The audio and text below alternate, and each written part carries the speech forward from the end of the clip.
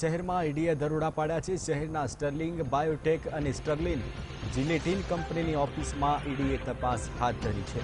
Padra road પર અટલાદરામાં આવેલી ઓફિસમાં તપાસ કરવામાં આવી રહી છે। આ બંને કંપની નીતિન સાડેસરા નામના વ્યક્તિની છે। હાલ 7 જેટલા ઈડીના અધિકારીઓ સર્ચ ઓપરેશન કરી રહ્યા છે।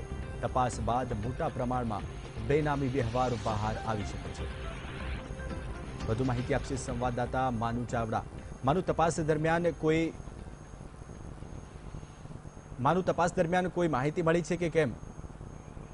જયેશ, હજુ કોઈ વિગતો બહાર આવી નથી, પરંતુ વડોદરાનું આ સાંડેસરા ગ્રુપ ઓફ કંપની છે ને એની અલગ અલગ બે કંપનીની જે અટલાદરા ખાતે આવેલી છે ઓફિસ અને જે માલિક છે નીતિન સાંડેસરા એમના ઘર ઉપર પણ અત્યારે સર્ચ ઓપરેશન હાથ ધરવામાં આવ્યું છે।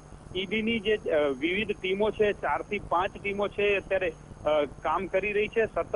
એટલે સવારે 9 થી અત્યારે હજુ હાલ સુધી પણ અત્યારે તપાસ કરવામાં આવી રહી છે। તમામ વ્યવહારો છે એની ચકાસણી કરવામાં આવી રહી છે। ખાસ કરીને દિલ્હીથી આદેશ થયા છે, એક મોટી ફાઇલ તૈયાર થયેલી છે અને એમાં બેનામી વ્યવહારો ધ્યાનમાં આવ્યા હોવાના કારણે અત્યારે તપાસ હાથ ધરવામાં આવી રહી એવું સૂત્રો દ્વારા જાણવામાં મળી રહ્યું છે। છેલ્લા 8 કલાકથી અત્યારે આ સર્ચ ઓપરેશન ચાલી રહ્યું છે અને અધિકારીઓ છે એ વિવિધ રીતે સર્ચ ઓપરેશન કરી રહ્યા છે। જયેશ, માનો જે રીતે આ બંને કંપનીઓ પર દરોડા પાડવામાં આવ્યા છે, તો આ બંને કંપનીઓ વડોદરા શહેરમાં કેટલા સમયથી કાર્યરત હતી?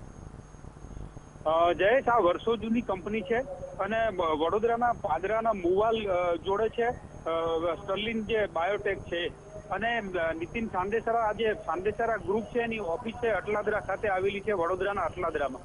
આ તમામ જગ્યાઓ અત્યારે તપાસ કરવામાં આવી રહી છે। જયેશ, માનુ, માહિતી આપવા બદલ આપનો ખૂબ ખૂબ આભાર।